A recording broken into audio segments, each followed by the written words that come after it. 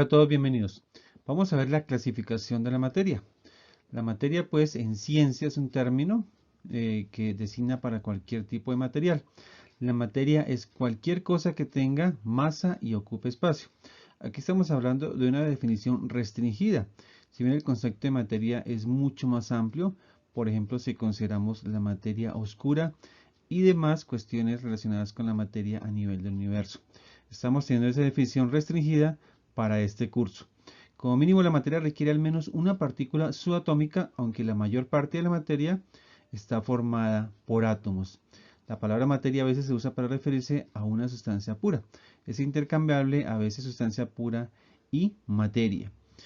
Entonces lo importante aquí es algo que tiene masa y ocupa espacio en nuestra definición, digamos, sintética. Ejemplos de materia. La materia puede incluir cualquiera de los siguientes y más, por supuesto, como protones, átomos, como el átomo de helio, moléculas, como el agua, el azúcar, como la glucosa, compuestos, por ejemplo, sal de mesa, dióxido de silicio, un gato, un árbol, una casa o un ordenador. No todo lo que podemos percibir consiste en materia. Ejemplos de cosas que no son materia incluyen fotones, el calor, los pensamientos, las microondas, por supuesto no el aparato, sino la radiación. Hay por lo menos 5 tipos, digamos, importantes de materia que se diferencian en baja o alta energía. Digamos, los 3 tipos más comunes, sólido, líquido y gaseoso, los aprendemos desde la escuela. Sin embargo, hay 2 que se olvidan un poco, como el plasma, que está a alta energía, o el condensado de Bose-Einstein, que está a baja energía. Básicamente podemos ver aquí si tenemos un plasma y podemos ir a gas si lo deionizamos, o si tenemos un gas, por ejemplo, pasamos a plasma si tenemos ionización. Entonces, básicamente un plasma es un gas ionizado. Por ejemplo, si el gas lo condensamos, vamos al líquido, y si el líquido lo vaporizamos, vamos a gas, como tenemos aquí. Y el sólido, si lo fundimos, vamos al líquido, y si lo congelamos, vamos, el líquido, contrariamente, si lo congelamos, vamos a sólido. Y el sólido, por ejemplo, si lo calentamos o sublimamos, y lo contrario, de gas a sólido se llama deposición o depositación. Algunas características de los 3 estados más comunes de la materia y de los otros estados, el plasma y el condensado. ¿Qué es el condensado? El condensado básicamente es un estado de agregación de la materia formado por bosones superenfriados cercanos al cero absoluto. Importante tener esas consideraciones. Estamos hablando, pues, que no es un estado común. Llegar al cero absoluto es algo que los científicos han tratado, y por eso dice que es cercano, en el cual buena parte de ellos ocupan el estado cuántico más bajo posible. Y tenemos el plasma, es entonces reconocido como el cuarto estado de la materia. Es un gas al cual se le ha dado energía, llega a un punto en el que algunos electrones se liberan de los átomos que forman el gas.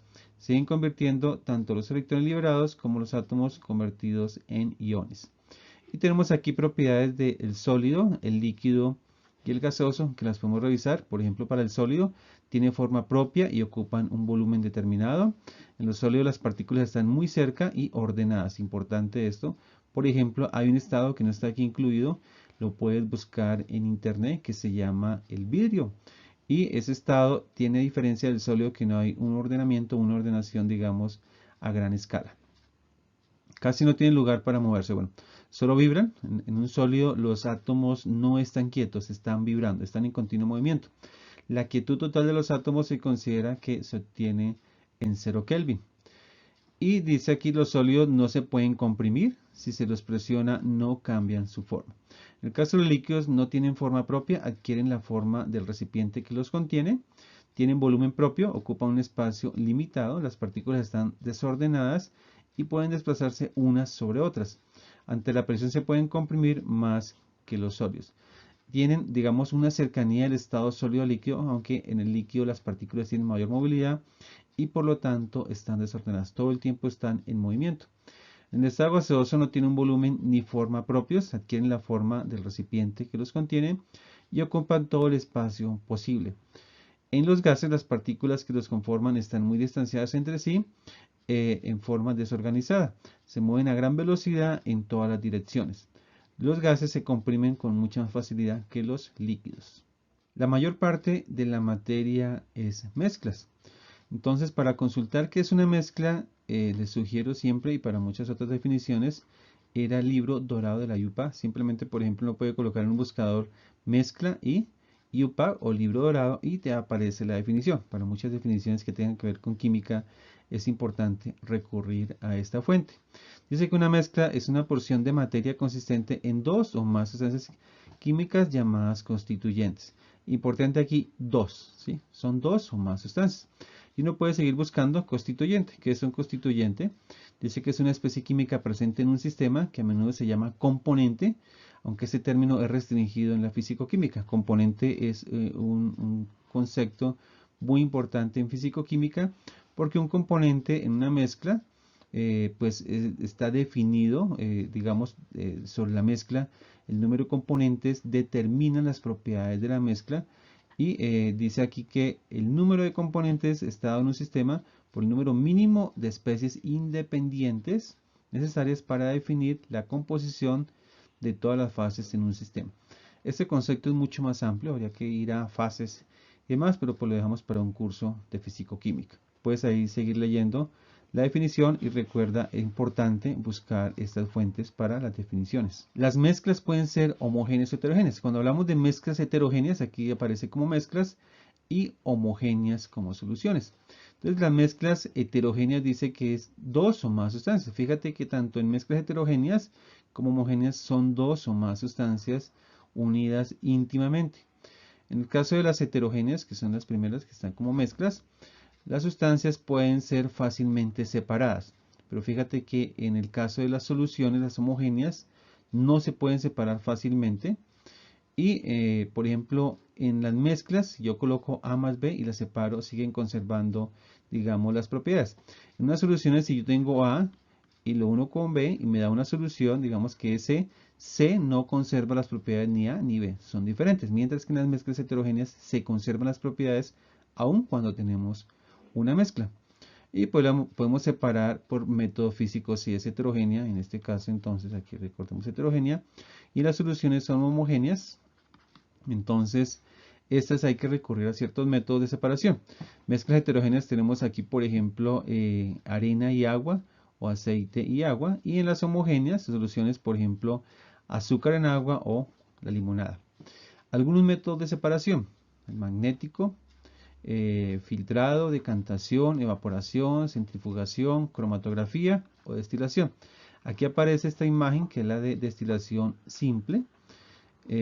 Solamente explicar la destilación pues nos llevaría a otro video. Simplemente es un método de separación de líquidos gracias a la diferencia en los puntos de ebullición.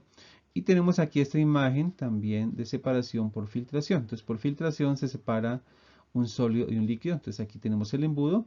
En el papel de filtro que está aquí queda el sólido y baja el filtrado que es el líquido. Pues dependiendo si es homogénea o heterogénea aplicamos alguno de los métodos de separación.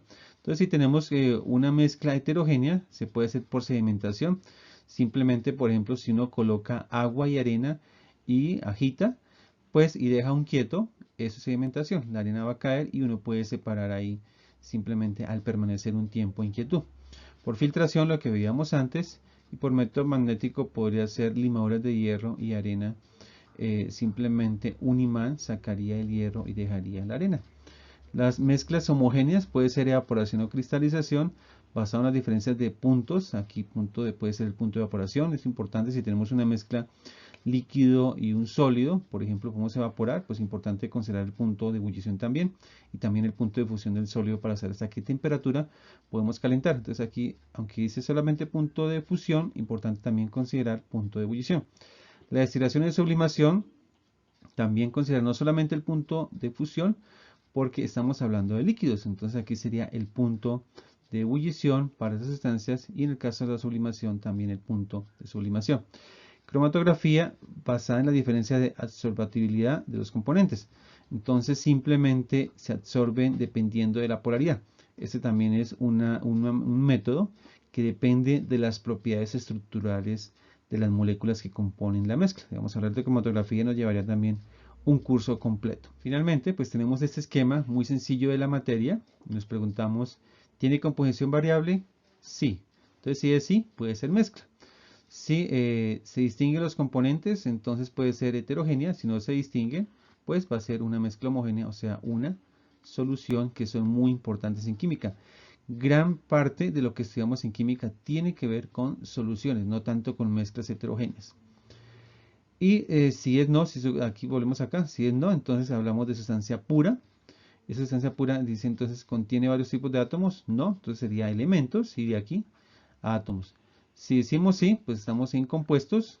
Los compuestos se pueden separar por métodos químicos a elementos y tener átomos independientes. Y bien, para profundizar un poco más en el tema, recomendamos esta lectura como tarea, hacer un resumen de las partes más relevantes, el cuarto estado de la materia.